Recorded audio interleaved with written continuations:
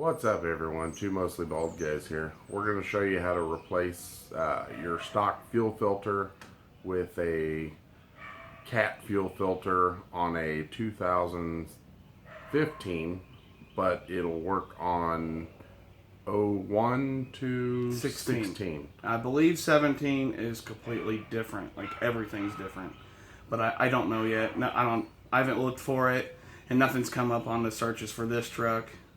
But it'll we're doing this on a 2015 Chevy 2500 diesel, so it'll replace your stock fuel filter with what you see on a semi, and that'll last you a little bit longer and work a little bit better. And they're a little cheaper too than going to your local auto parts store. But this will also show you how to change your factory and just put another factory back up in there if you prefer to do that too.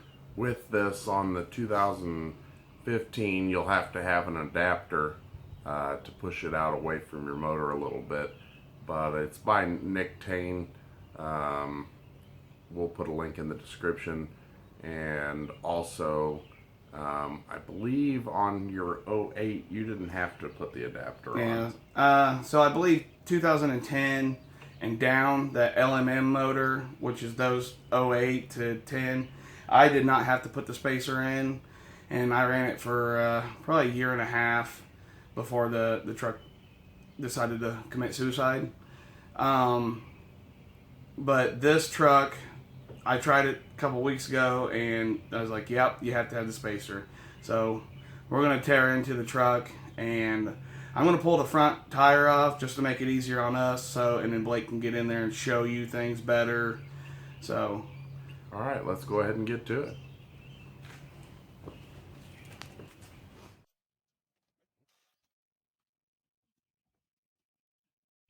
All right, we got the wheel off. Now we got to remove your inner fender well. So you'll start, and I think you got to remove these. I'm not sure, maybe just that one. All those up and around. And then you got that guy, that one, there's one, and then there's one back here, and then this one here, for some odd reason, is I believe a 3mm Allen, and then your Torx is what size, Adam? I believe it was a T15. T15, so we'll go ahead and pull that out real quick.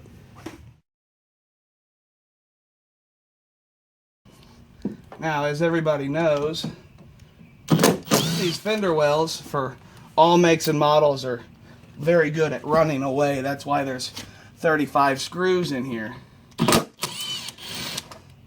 Okay, I'm kidding, everybody.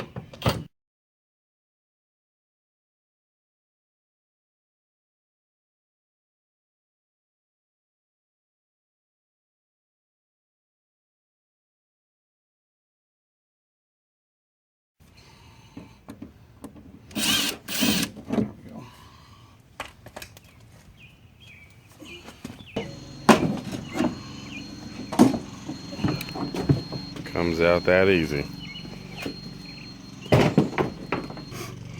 Alright, so once you get your fender well down, you push this little tab right here, which is connected to your sensor for your factory one, and it just comes out, that easy. And then you get your big pliers, your big oil pliers. I picked these up at a truck stop. Which way, damn it? Other way. Other way. Is it that way? I'm always backwards. Okay. Loosen it up. Now on my 08, I've done this on the side of the highway. There wasn't quite as much stuff in the way, but when you pull this down for your factory one, there's obviously excess fuel in there. So dump it into another bottle, and then you can pour that fuel back into your new filter. and then once you've poured this into the bottle, be careful. If you're going to put another one of these back on, be careful. Pull this off. This is all plastic. Pull this off, and then your new one will come with like another O-ring, if I remember correctly. And then just put that back on, and then take your fuel from your like little jug and pour back in there, put it back in there. That'll cut your priming time down in half, because nobody wants to sit on the side of the highway or even in your driveway priming the fuel. Now we're going to show you how to pull this to do the next part, but there's a little primer screw. If you pull that off, priming is much simpler if you don't want to put the fuel back in there, because I know some people don't like to do that. All right, so there's your housing. In order for this cat filter to work, it comes with the kit comes with a spacer that's going to space that housing out a little bit, and then you'll be able to fit your filter. So in order to get to it, you're going to have to take your intake tube off, and that's going to be right here and right there, and then that'll come off and give us access to the bolts. That's your primer there, but get to the back side of it to remove the bolts, and then we can pull that down, put the new bolts that are provided, drop the spacer in, and tighten them up. So we're going to go ahead and get started on that.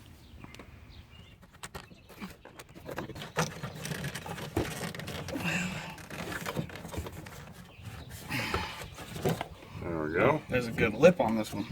There you go. There's your primer. And then, let's see if I can get up here and show you these bolts. It's going to be this bolt here, and there's another one right there.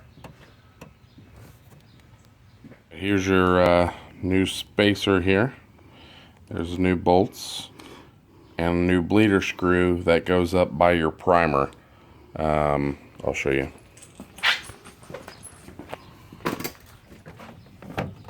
The one that is currently there is plastic. Yeah, it's junk. And this is aluminum. And you can get some of the kits will offer blue, silver, red, or another black one. I figured red was good because everything else is black underneath the hood.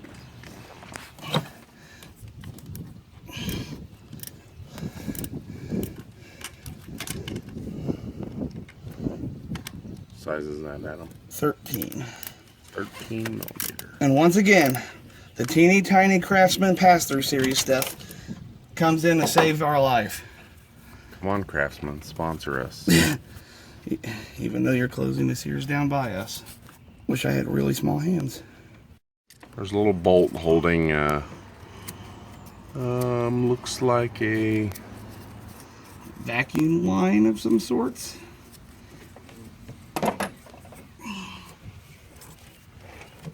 Yeah, remove that out of your way. Remember, we're not pros at this. We're just jack of all trades, master of none. We're learning with you. We've done it before, just not on this new of a truck. All right. Now that is out of the way, you see down in there, Blake? See how much more room? Oh, there you go. So we got the first bolt out. Now we got that second one to take out. Maybe someday we'll get better camera instead of filming with the cell phone all the time. Film with the GoPro, but I forgot it. But that's out. So now what we'll do is we'll get those two new bolts, stick them in. No, put the bolts through the housing. Yep. Go ahead. Long two. The short. I don't know why they give me short ones, but I don't need them.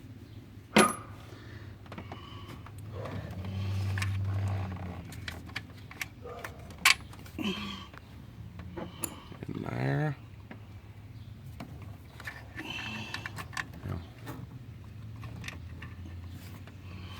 Now what you do is go ahead and start threading it into the housing, and just start it in the housing, because the adapter just slides on.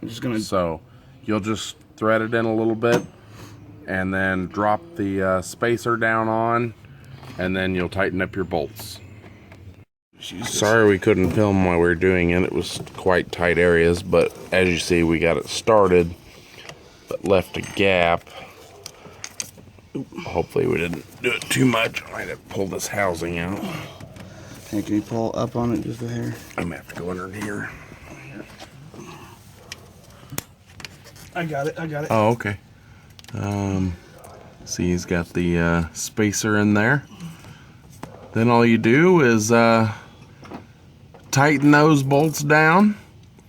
Remember to put your bolt back in to put that vacuum.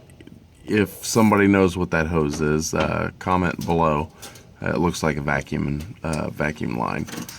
But put that bolt back in that secures that back. And then we'll go in reverse order and put everything back together. Alright, he's putting that line back on. When you're tightening these bolts, I'm sure there's torque specs out there. We're not gonna get into that. We're just gonna make sure they're snug. Just to be on the safe side, so you don't strip out your housing. You know, it's just gotta be tight, but don't over tighten it so you strip it out. It's not a moving part. If it was to fall off, it's not gonna affect your truck. So, I mean, just make sure it's tight, but don't strip it out trying to over tighten it. All right, let's go ahead and put the get to the adapter, and he doesn't have a cat filter, he has a different filter. But all right, so this is your adapter, and then like Blake said, I don't have the cat filter anymore. I'm running Fleet Guard, and they are a little bigger than your factory one, and because of this, when you put it on, and the drop is why you have to put the spacer in this truck. But before you put anything on like this and like this, make sure you put a little bit of fresh like oil on it so it seats in there good. Don't do it dry. Otherwise you'll also tear your seal if you don't. And if it doesn't make a good seal, then you'll have a geyser of diesel fuel coming out of there, and that wouldn't be fun.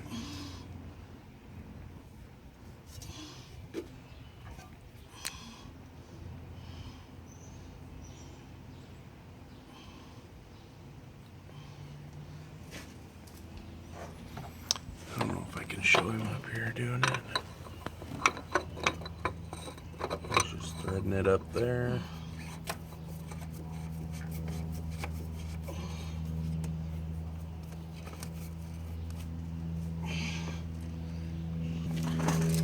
He's just gonna take his oil filter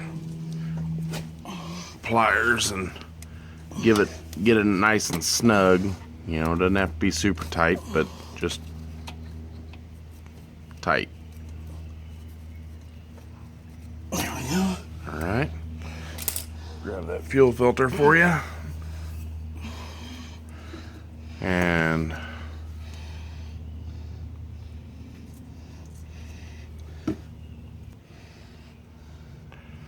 all right, so I don't know how much is in here, but because I don't have a sensor on the bottom of this, and not having a sensor is not going to mess with anything in the computer.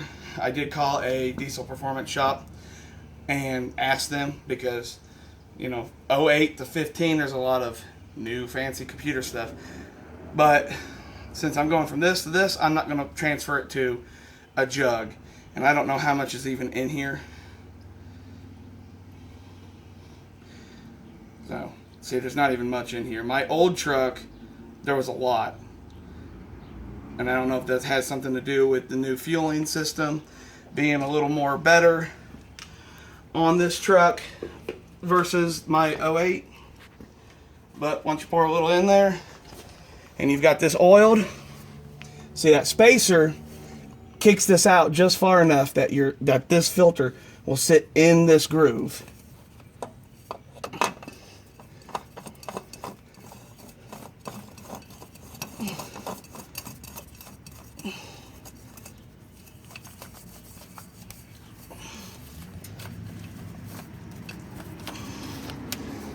Nine million hoses everywhere. A little snug with the pliers. That should be good. Alrighty. Don't need to get crazy with it. Now, before you put everything back together, or you put your fender well in and all that, put your intake tube back on. Well, we got to replace that screw. Oh yeah, I'm getting ahead of myself. That new screw that came with this kit is a 13 millimeter.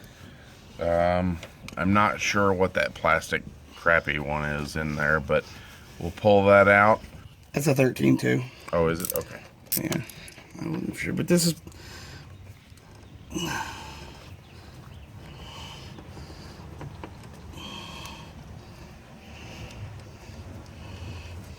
So, plastic, which they're great, but they're... If you go to the dealership, obviously they're going to continue to just give you a new one of these if that's how they're bleeding them. But you can set this one down in there now, or you can do this. This is the easiest way to do it, and you're going to get a little diesel fuel everywhere. But this is how you prime too.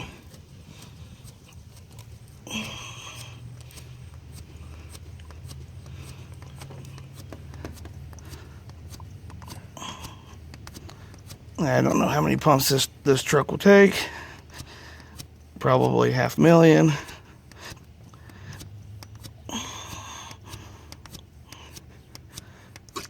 Okay. There it goes. Put your blader screw back in.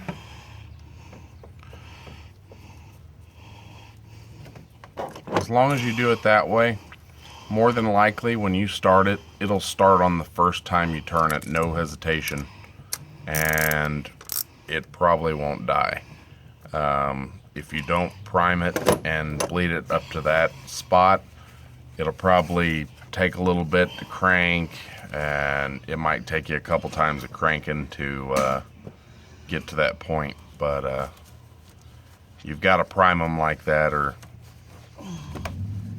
I know it's hard on diesels. So, all right, gonna go ahead and put that tube back on. Plug his mass airflow back in. He didn't really have to unplug it, but he did it just to get it out of his way. So we'll go ahead and put that back on, tighten those up, and then from that point we'll start the truck and make sure everything's running all right and no leaks and everything. All right, that's all back together and tight. Let's go ahead and put the, actually let's start the truck. Ready? Yep. Look at that, first try.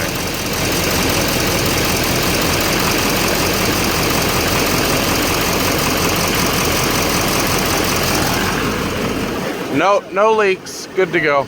We can turn it off. Come in here. Okay, I forgot we gotta reset some stuff. Alright, in your 2015, I'm not sure what all has the same one, but when you're on this setting, it's oil. I'm going to need to do an oil change here too. Fuel filter should be just press and hold. There you go. Reset. So just scroll down. When you get to it, press and hold. And good to go.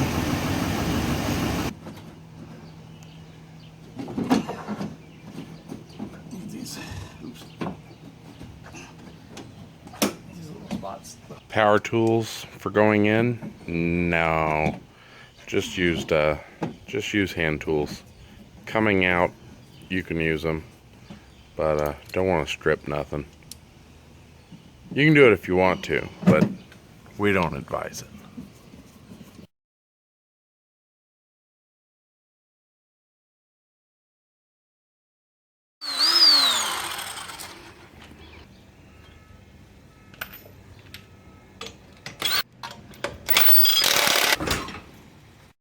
Alright, hopefully that video helped you out. If you have any questions, feel free to comment.